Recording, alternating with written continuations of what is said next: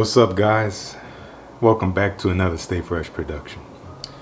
Today I've been tagged by Chris, aka Mr. Sillage, to do this video that I believe was started by Timmy from Imagine Scent.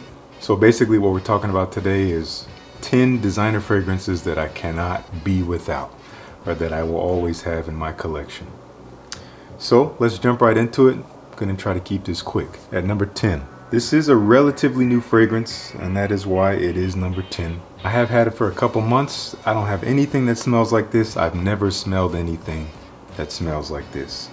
This is what I believe to be a masterpiece of a fragrance because of its uniqueness. But not only is it unique, it's also very pleasant. And I think, at least for me personally, it fits my character, I think, pretty well. And this is Narciso Rodriguez for him. Thinking about reviewing this one, please let me know down in the comments if you would like to see a dedicated review on this fragrance. Man, it's kind of green and grassy, but also kind of sweet, kind of aromatic and fresh, but very musky. You have violet leaf, which is a major player, musk is a major player, and we get a bit of a warm sweetness from the amber in the base. I really love this stuff. It's number 10 again because I haven't had it very long, but I do plan to continue to wear it because it is so just, gosh, I put it on and it really makes me feel a certain way immediately. So that is Narciso Rodriguez for him at number 10. At number 9, this has been around a while. This is not new to anybody, but it does seem to be overlooked at times by its flankers, but we're going with the OG, Dior Homme. I love this stuff. I used to hate it, in fact. Now I find it so elegant. Like, just, I can only really pull this off if I'm dressed to impress. And when I am, this stuff works. So elegant, just so, whoa. I can't overspray with this. If I do, that's when it starts to come off a little bit too feminine. That iris starts to scream, but in the right amounts, I go 2 to 3 sprays. Good to go. Dior Homme at number 9. Number 8, this fragrance came out a couple years ago. It is a flanker to another popular fragrance, and I don't know. This one is a legend for me in the designer game. It's not the most groundbreaking like your Narciso Rodriguez for him or anything like that, but I just find it so easy to wear and just so pleasant. People seem to really dig this. This is my little 30 ml bottle of Armani code Profumo. Again, nothing new. I just love it. I love it. You have that Armani code DNA with that tonka bean. It's kind of fresh, but we have quite a bit of leather in this. We have that mandarin orange note, which I think is also part of the signature. It's sweet, it's rich, it's masculine, it's powerful. Great performance.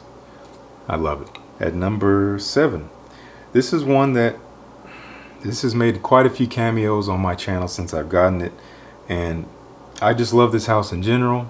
If you didn't already know, which you'll know now, which is John Varvatos, and this is Artisan Acqua, a Rodrigo Flores Roux creation. Man, I just love this. It's kind of aquatic, but it is not your typical. You have fur resin in this, which brings this dark, like green, masculine quality to it. It's fresh, it's aquatic. There's kind of a barbershop vibe to it. I love the pomelo grapefruit up top. Just bright, easy to wear in the warm weather. Love this stuff. Artisan Acqua from John Varvatos. Number 6. Yet again, nothing new here, but this is a gentleman's masterpiece in my opinion. I know I will always have this, for sure. Bleu de Chanel Eau de Parfum.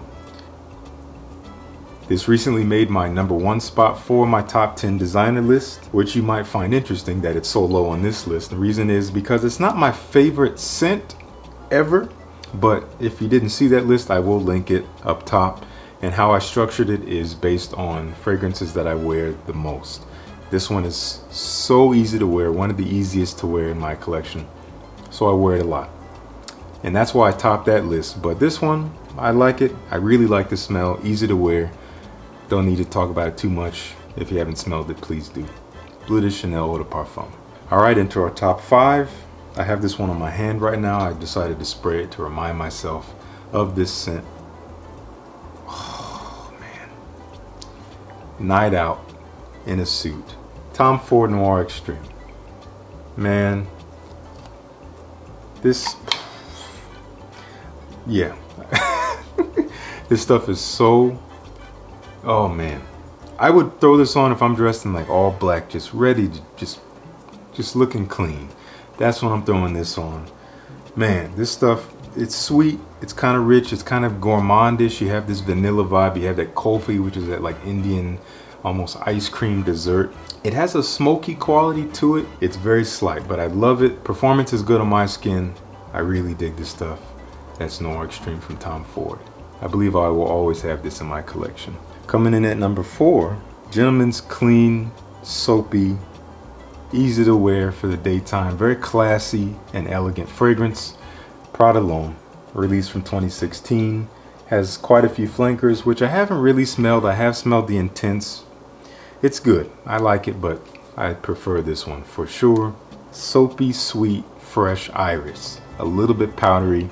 I don't wear it when it's too hot because it does get even more powdery when it's too warm on my skin, but love this stuff. I've always loved it. You can see the dent I put in this bottle. It will continue. Moving on. At number 3, I can simply call this one my first fragrance love. If you've been watching my channel, then that would give it away. The first time I smelled it, I thought it was so elegant. I just knew I wanted to smell like this. It has this beautiful subtlety to it, which I think many people seem to criticize because I guess some guys just want all of their fragrances to just project and scream off their skin. But I think that for this scent character, it is perfect the way it is with its subtlety. We're talking about L'Homme from Yves Saint Laurent. I love this stuff, man.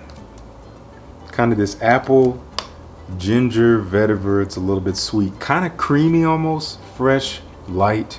I get decent performance. I get maybe 5 to 6 hours out of it. I can't complain with that. Easy to throw in the daytime. Love it. Will always have it. L'Homme from Yves Saint Laurent. At number 2, if I wear L'Homme in the day and I want to throw something else on at night, without even thinking about it, this is what I put on. La Nuit de L'Homme. I just love this stuff, man. It just makes me feel so good when I smell it. It makes me smile. That's how I know that I will always have it. I don't really need to say much, I'm sure. I kind of reviewed it in a way. I reviewed one of its other flankers, Frozen Cologne, which is not on this list. And in that video, which I'll link up here, I compared it to this one. So I did talk about this one quite a bit in depth, but I love this. It smells so good. It just, the spicy nature it brings, it's fresh and aromatic. It's sweet. This is a masterpiece. I know it's been talked to death, it's been hyped to death, but I just love it. La Nuit de L'Homme. And my number 1. Now, if you guys have been following along, you know what this is. I've been talking about it for a hot minute by this point. And this, in my opinion, is the best gentleman's fragrance. At least for the cooler weather. When we're talking about fall and maybe even winter, but fall and spring, this is the one that I reach for at night, usually when I'm just really want to feel collected and calm and just gentlemanly and just like myself. Honestly, this makes me feel like myself. And we're talking about John Varvatos Vintage. I did recently review it. I will link it up here. So I'm not really going to talk about it all that much. I recommend you check out that review. Gosh, this stuff, man, I'm not going to say anything about it. Please check out my review. This is my number 1 for fragrances from the designer realm that I will always have. I mean, if all of them go, this might be the one that sticks around, honestly. But all of these I do plan to hold on to. But this one will always be here. So that's my number 1, John Varvatos Vintage. Please check it out if you haven't already.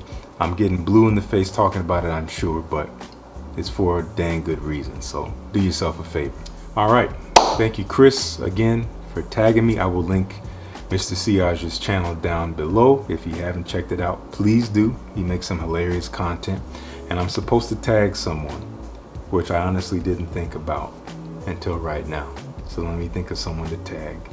Many months later. let's tag Carlos from Brooklyn Fragrance Love. I'm tagging Carlos. I hope that's okay. I didn't ask you beforehand because I'm going off the cuff here. So Carlos, we hope to see your top 10 fragrances you cannot be without at some point whenever you have time.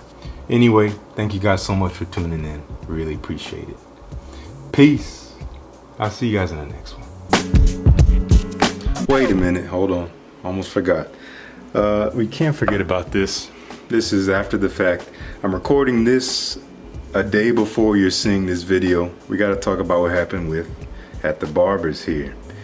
Again, the challenge was to wear it for an entire week, every day, which I did. Many of you guys expressed doubt and concern, but I got it done. And I gotta say, it was difficult. It was hard to pull this and wear it every single day. I did put a small dent in it. There's some days where I'm like, man, I don't want to wear it. I like it, I really, really enjoy it, but you know, the brain gets tired of things. So there's some days I just like, man, I'm looking at my other ones. Oh, I want to wear Ventus today. Oh man, I want to wear Narciso Rodriguez for him, or you know, whatever. I want to wear John Varvatos, and it's like, nope, got to stick to it, spray it on before I could even think about it. Continue on. And I gotta say, yeah, there was a bit of a hump to get over. Those first few days were rough, and then once I got over that midway point, actually I hung out with Diana the past few days, and she seems to really enjoy this, and that actually made wearing it a whole lot easier. Just the fact that she enjoyed it, whether it's from the first spray or the dry down, she seemed to really like it. She gave me some compliments, so I dig it. I'm glad I was able to spend the time with it. Again, I'm going to try to do this maybe once a month. I do encourage you guys to do the same. So to those of you who doubted me, I